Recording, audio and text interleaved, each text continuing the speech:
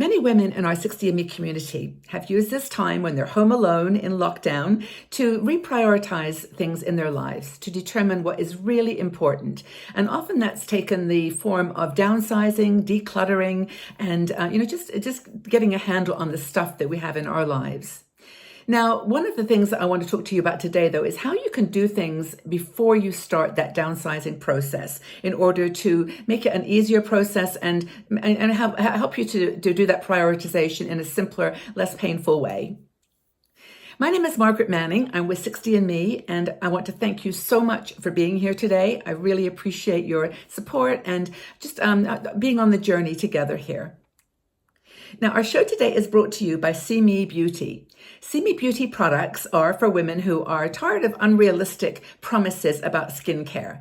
And they're products that just simply create healthy, hydrated, radiant skin. Now, the ingredients in the products are all natural and they're designed to match the needs of aging skin, what actually happens as your skin gets older. So I invite you to check out their website, it's seemebeauty.com, and look at their beautiful serum, moisturizers, and eye creams, and just take an analysis of the science behind the product ingredients. It's quite fascinating. So let's talk about downsizing and simplification. And actually, to be honest with you, skincare is one of those things that I've simplified a lot in the last few months. I've really gone through all of my old makeup and skincare products and really honed in on the things that work in the sense that don't magically fulfill any promises, but they just make your skin hydrated and healthy, and the makeup that's glowy rather than covering and making something to hide you. But I think that's the whole philosophy behind downsizing, is bringing to the front, who you are, the truth, the true you. So if you've been home alone, you probably had a little go at, cleaning up those drawers and those cupboards and found all kinds of things that you probably didn't even expect. But there is, obviously a benefit to downsizing. I started my journey about, honestly, 10 years ago, and it's a lifestyle. It's not even a activity. It's just a way you live. But it really does make you feel happier and freer, and creates a space in your life for the things that are really important. And a lot of women I know I've talked to are talking about wanting more experience in their lives rather than stuff. And the numbers are showing this, that people are just not buying as much stuff right now because it's just not giving them the happiness and fulfillment that they need. So you may go out into your garage or into the attic and have a look around and find things that absolutely had a purpose and a function, when your kids were with you, perhaps the sports gear and all that stuff that you bought for them, but you can let it go now. And the thing is, though, that we hold on to stuff for many reasons. I mean, they can have a sentimental reason that bike or that ski equipment has a memory. That's when you went skiing with your kids. You might say, "Oh, I really might need this in the future." How many times have you said that? "Oh, I don't want to throw that away because I really might need it in the future." That's pretty rare. It costs a lot of money. You can't see giving away something that you spent a lot of your hard-earned money on. Just seems wrong to do that, to give it away or throw it away. And then finally, it was a purchase that had an impulse behind it. How many times have you bought an impulse purchase? I've done that. And then when you've got it there, it's like, I can't throw that away.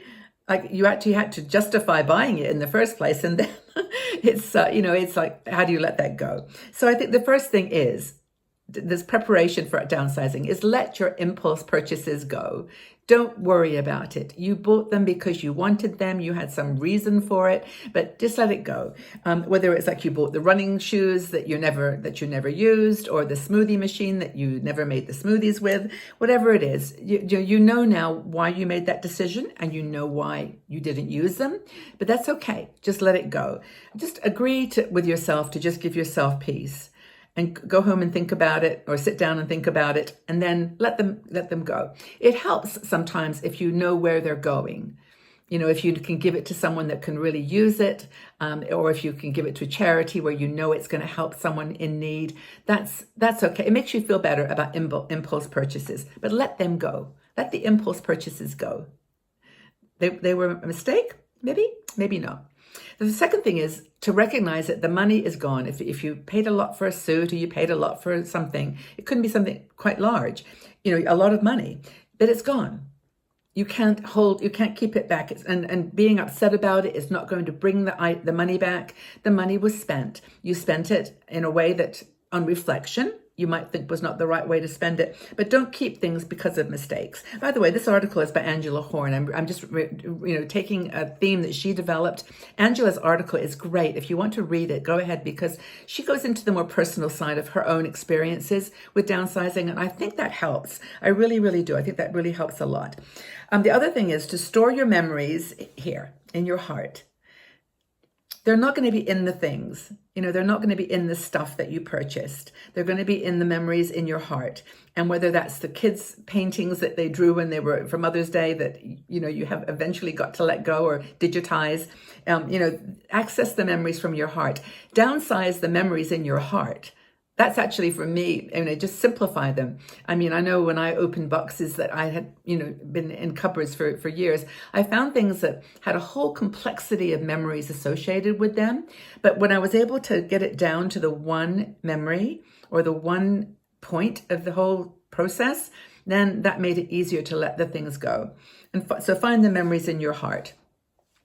Once you've done that, once you've let the mistakes go, once you've let the impulse purchases go, once you've let the money that you spent on things you never used again, then you're ready to declutter. Then you can do it. And then I think it's that freedom from the mental attachment that enables you to then start physically putting things into bags, donate, sell, give away.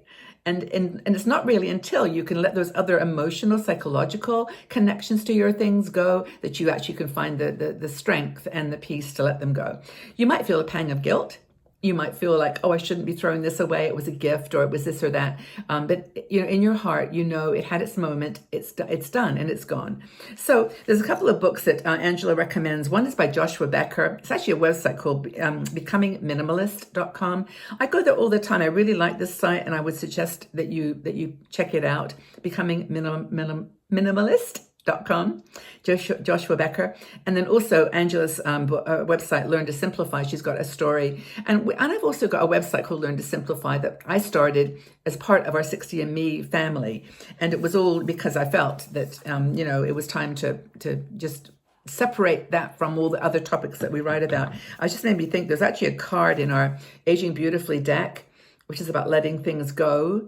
And it's one of the most powerful cards. It's really important that we keep reminding ourselves every day that the experience is more important than anything else. And by the way, we've got these back in stock now. These were out for a while. These are our Aging Beautifully cards, and it's on the website 60andmeshop.com. A lot of women love these, and there's lots of messages around simplification, getting to know yourself, loving yourself as it is, imperfectly perfect, and just learn to let go, not just the stuff, but the emotions and even the memories. Move forward. Great time to do that. This is the perfect time to do that. So where are you on the letting go scale? Are you just getting started, or are you well on the way? I'd love to know what your experiences are. I know so many women are doing this now. In fact, in a way, this home alone isolation has been, I think, in some ways, a very positive opportunity, but I'd love to know what you're doing. Where are you on the letting go spectrum? Really have a wonderful day, everybody. Please take care of yourselves. Stay safe and sane and well, strong. Stay calm and stay positive. That's the most important thing. And enjoy your downsizing exercise. Let us know where you are with it. So take good care, everybody. We'll talk again very soon, but bye-bye for now.